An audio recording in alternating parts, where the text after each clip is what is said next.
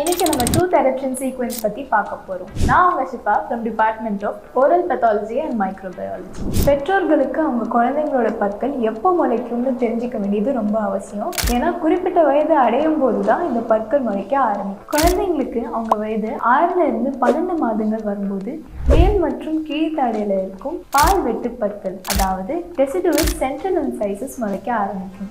அதுக்கப்புறம் அருகில் இருக்கும் டெசிடுவஸ் லேட்டரல் இன்சைசஸ் அடுத்த 4 மாசத்துல முளைச்சிடும். இதுக்கப்புறம் பால் கடவா பற்கள், அதாவது டெசிடுவஸ் மோலார் டீத் 1.5 வயசு வரப்போ முளைச்சிடும்.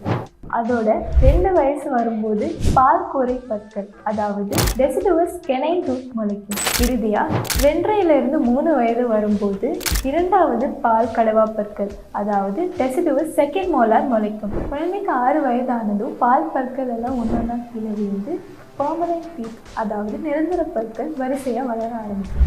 இதில் மேல் மற்றும் கீழ்த்தாடையில் 6 to 7 வயசப்போ மோலார் டூத், 6 to 8 வயசப்போ சென்ட்ரல் இன்சைசஸ், 7 to 9 வயசப்போ லேட்டரல் இன்சைசஸ், 10 to 12 வயசப்போ ப்ரீமோலார், 12 இருந்து 13 வயசப்போ செகண்ட் மோலார், 17 இருந்து 21 வயசப்போ விஸ்டம் டூத்னு சொல்கிற தேர்ட் மோலார்ஸ் முளைக்கும். வளரும் குழந்தைகள் ஒரு குறிப்பிட்ட வயதை தாண்டின பிறகும் பல்லு முளைக்கலைன்னா நீங்கள் பல் மருத்துவரை அணுகி என்ன பிரச்சனைன்னு கண்டறிந்து கொள்வது ரொம்ப நல்லது. இதே மாதிரி இன்ஃபர்மேட்டிவ் வீடியோஸில் மீண்டும் உங்களை சந்திக்கும் வரை சைனிங் ஆஃப்.